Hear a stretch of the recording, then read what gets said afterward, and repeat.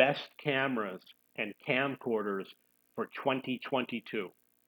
Did a little bit of research, and these are the cameras that I decided were the best cameras, in my opinion. The Fuji GFX 100S, medium format, which is the best sensor you can buy for digital cameras. 102 megapixel. I'm sorry, it's marketed towards consumers. There's going to be other cameras that we'll get to later. So the megapixels is 102, which is really good. It does 4K video. Price is $59.99. There might be a Hasselblad that's also got similar specs that I did not list. The Fujifilm GFX 50S2 medium format, which is the best sensor you're going to get. 51 megapixel HD video. It's got a lower price, but it's still a good camera. All the GFX are good cameras. The Fujifilm X2, the Fujifilm HX2 with an APS-C sensor, 40 megapixels, 8K video, $19.99. For this type of sensor, 40 megapixels is really good, and 8K video is really good. The APS-C sensor is not that great for photography, but it's great for video. Obviously, you'd rather have the full frame for video or medium format for video, but APS-C is better than most consumer camcorders, which have only a half-inch sensor or a 1-inch sensor. This is a larger sensor. The Canon EOS R5C is a full frame, 45 megapixel, 8K, 2600 megabits per second. That is amazing. You want to avoid 50 megabits per second. Get up into 100 or more. There's some cameras with 300 or more. Mine is 100, which is the Sony FDR AX100. The Sony Alpha 1 full frame, 50 megapixel, 8K, it's about the same price, it's a little bit more.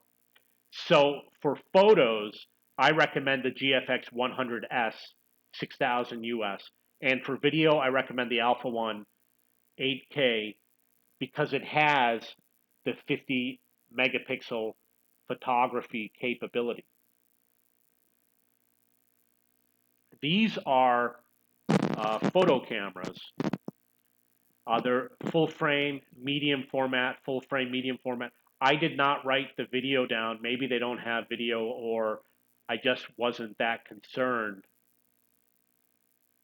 I believe that the Sony A7R II, even though it's an old camera, it does an amazing job in performance tests. It still beats out the modern cameras, even though it's very old, like 10 years old. But you want to avoid buying an old camera, especially if you sell stock, because you'll get penalized when you put your photos online because of its age. So you can go to cheapbooks.cc and look for best cameras or camcorders, and you can read all of these. If you just want a good, super amazing camera and you're not selling your photos, the A7R II, 42 megapixels, 1998, that's a great value. Now, the other thing I'm going to mention, you see the 24 megapixel? It's a low number, but it's better than anything that anybody can use. So I'll use the example. It's better than HD. It's better than 4K. It's probably better than 8K, I'm not sure. It's better than any printer can print. It's better than will be printed in any newspaper or magazine. Even people with 4K video monitors, this is higher resolution than fits on the screen. 4K is like 3800 by 2160. 24, that's 6000 by 4000 pixels. This is bigger than a 4K display. So if you buy 20 megapixels or even 16, your photos are higher quality than anyone in the world can use for any business purpose, display it on any computer screen, and the list goes on. Only specialized cases like satellite photos would need higher resolution. So you don't need a high resolution camera. If you're selling stock videos, you can get by with that if it's a modern camera. The good thing about the higher resolutions is that there's going to be people who want it so they can crop it. And maybe it will last longer on the website. They'll keep it online longer because they'll knock off the smaller resolution. Like, for example, my old photos from 20 years ago were like 240 pixels wide. They look so small now. So these are cell phones. I bought the Samsung Galaxy A72, which had 64 on the back, 32 on the front with 4K video. The photos were great. In fact, in some cases, it was better than my D3400. If you're just a guy who wants a cheap camera but you don't want the pocket camera, get something like the D3400 or the D3500. It's like $400, and the quality is good, resolution's good. This, I believe, took equivalent or better photos. They weren't as sharp, but much higher resolution. And the video was really good. And it's got a lot of fun modes in it. However, I wasn't happy with the zoom, so I sold it. And I decided, you know what, I'm just going to go with my FDR AX100, and I sold my D3400. So over here you see you've got the makers like AJA, ARRI, and Astro. These, in some cases, these are the companies that make $100,000 cameras, and they have amazing, 1320 megabits per second. That's crazy. A pocket camera does like 30 or 28. FPS is 120. Now they got cameras now that are just as good. This is an old camera, which we covered over here. These cameras, in some cases, like this one does 2600 megabits per second, that beats all of these. Except for maybe, is this accurate? This EOS C300? No, that says 410. I thought it said 4100. It says 410. So the new cameras, this was a list that I made a few years ago. You're probably not going to buy the AJA, the RE, or the Astro, or the Black Magic. These are going to be specialized users. You might want them if you want a high dynamic range. If you film with bad exposure or a lot of bright and a lot of dark, you get a camera with a high dynamic range, and these cameras might be the ones. I film outside. I want the camera with the highest dynamic range. So then we got the XC10, which was 305 megabits per second. It makes sharper images. I saw a test done by B&H where they filmed a street sign outside their building, and the difference between 50, 100, and 150 megabits per second, the 150 was so much sharper to read what was written on the street sign that I'm totally convinced, get the higher megabits per second camera.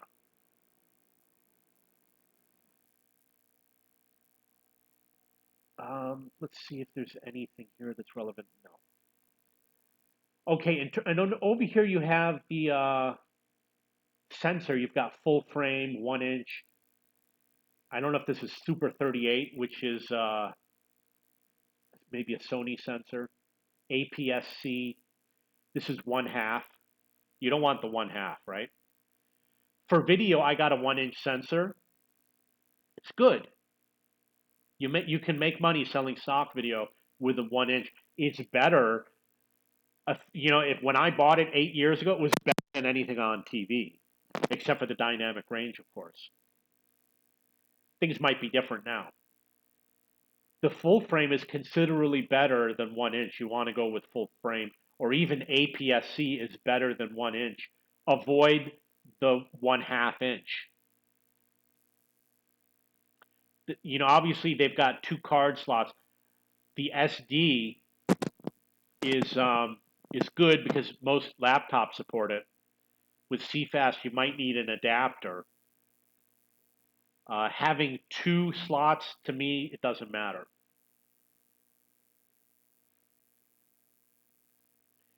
So now we've got Kinemax, which is another expensive camera. And they probably have 8K and 12K. If you want those types of cameras, you go to companies like them. I would avoid Leica. Nikon makes good low-end cameras. I believe XQD is a new format that doesn't work with your laptop, but it's high speed. Having higher frames per second, obviously television is done at 30 frames per second. The 60 means you can do slow motion, and the same with the 120. It means you can do slow motion. The Coolpix P900, I'm going to show you an example. This was taken with the Coolpix P900. She was one of the most talented models I ever hired. She's very pretty. I didn't sell any of her work, and the reason why is because the sensor is only 1/2 inch, half-inch sensor. So what happens is the stock photo companies penalize the photo in the search results. And that's when I went out and I decided to buy the D3400. But the reason why I bought that is it's got 2,000 millimeter focal length with 83 times zoom. It was totally worth it. I love this camera, and it was a cheap camera. Maybe it was like $400 or $500. I bought it in an emergency situation while on vacation when my camera stopped working, my FDR AX100. So and when you get down to these Panasonics, look at the GH6. 400 megabits per second, 1999. You definitely go for the higher megabits per second. I didn't put down if it's HD or 4K. It's a compact camera. It's the format. Like it'll fit in your pocket without the lens. Um, 72 is still okay. The FDR AX100 does 100. Sometimes I record at 60. And if I showed you one at 60 and one at 100, you really can't tell the difference. And the reason why I do it at 60 is sometimes your SD card isn't fast enough to handle the 100 speed. So I have to put it down to a slower speed. And 20 times zoom is really good. I think mine only does 10 times the FDR AX100.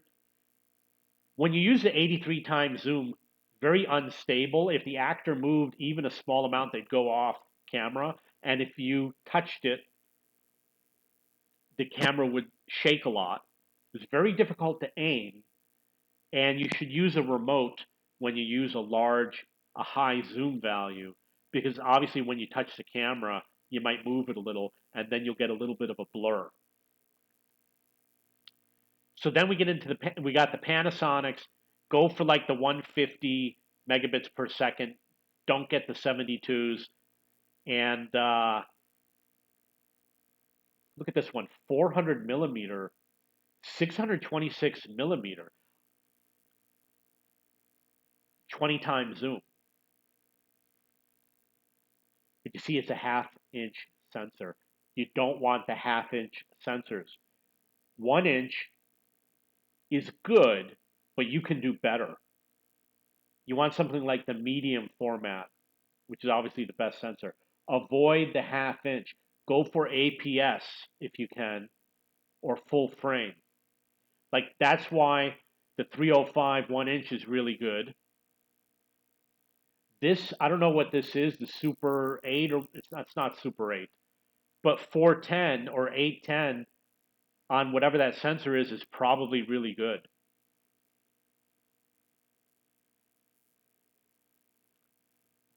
The red format, they're going to have 12K cameras, but they're going to be expensive. See how it's 50,000? And it might record RAW mode, which nobody's software is going to handle it. You're going to have huge file sizes that go into many gigabytes, and you'll probably have to record it to a lower resolution to use it. So the Sonys FDR AX100 is what I bought. It's got 100 megabits per second, 30 frames per second SDXC, 10 times zoom, which is 348 millimeters. Pretty good, but I do want better. I bought a zoom lens, which was like a 1.5 times zoom lens, but unfortunately it blurs around the edges a little bit, and it has some artifacting. I forgot what they call the artifacting, where it splits light with a 1-inch sensor. I think the new one might be the AX700. Now these AX33s, these are the ones with the built-in stabilizers. If you're just a guy who just wants a video camera to F around with, get the AX53 with the BOSS stabilizer, and you don't need a tripod when you're zoomed out. If you zoom in, you can still get away without a tripod, but if you zoom out and you just hold it, people won't know the difference. They won't know you didn't use a tripod. I use it for filming sports, did an excellent job, made me a lot of money. I'd consider buying another one for filming sports, obviously. And notice it has the half-inch sensor. The quality is not going to be as good. I'm surprised it does 100 megabits per second. I can't believe that's true. You know what? I must have had a previous version that was HD. Maybe if something came before the 33, that's what I had.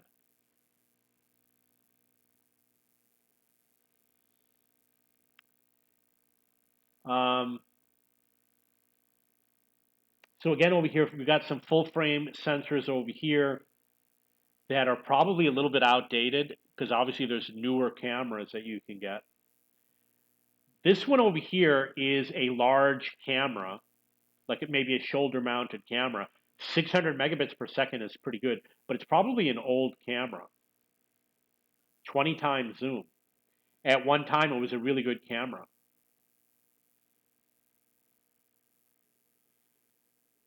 Okay, so that is my list. I'm sorry that it's old. For example, I don't have the GH6 listed. However, and this is probably a little bit old too, you've got the 108 megabyte photos for the Samsung and the Xiaomi, or is it Xiaomi? I don't know. Mi-10T. This was a camera I was considering, but I didn't like that the front photo was only 20. And I didn't like that the front video was only HD. So I don't know if these 8K videos are good.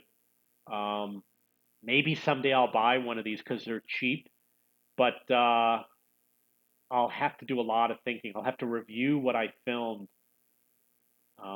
Maybe I just didn't try hard enough. I don't know. Because I see good photos and videos with cell phones. I just didn't take any good ones.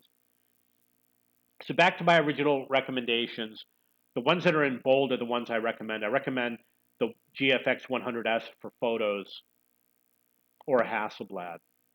And for video, I would go with the EOS R5C or the Alpha 1. And considering that this says 2600 megabits per second, I don't know what Sony is. But you want to look at that. You don't just want to go by the megapixel resolution.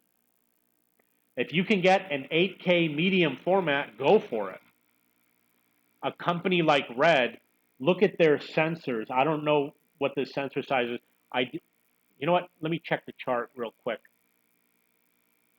It's called Super 35, and it's 24 millimeter by 18, which means that it is similar to APS-C. And it's half of medium format and 2/3 of the full frame. The A3X is the highest quality. So if we see an A3X,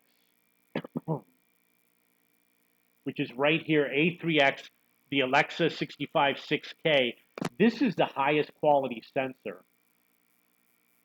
6K, the Ari, this is the one that's going to give you the best quality video at that resolution. And I'm sure they've got other cameras now,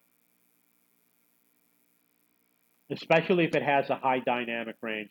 I don't see any more of those. So I'm going to go through these photos real quick.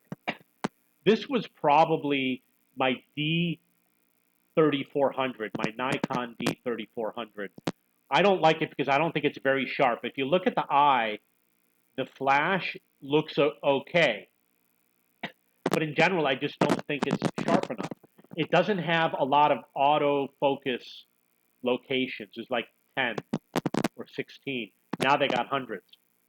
This is also the D34-800.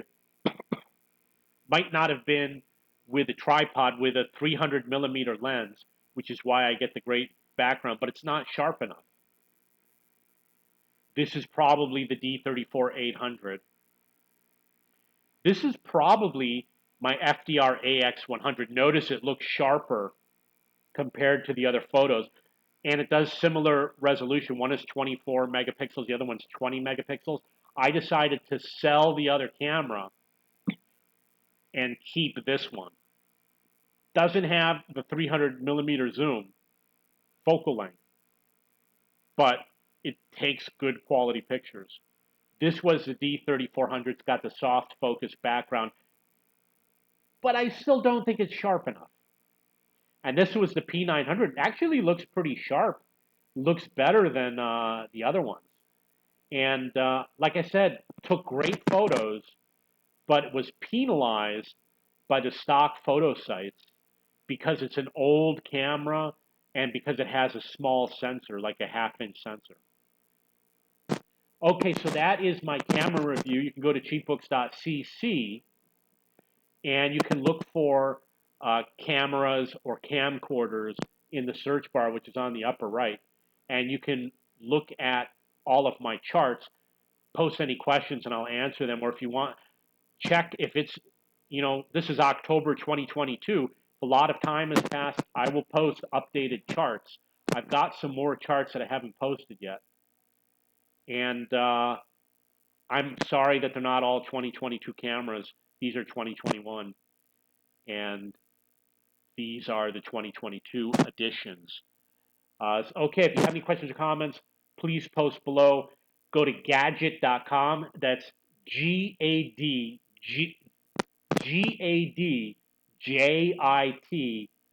.info. GADJIT.info. I'll probably post a link at the bottom at some point.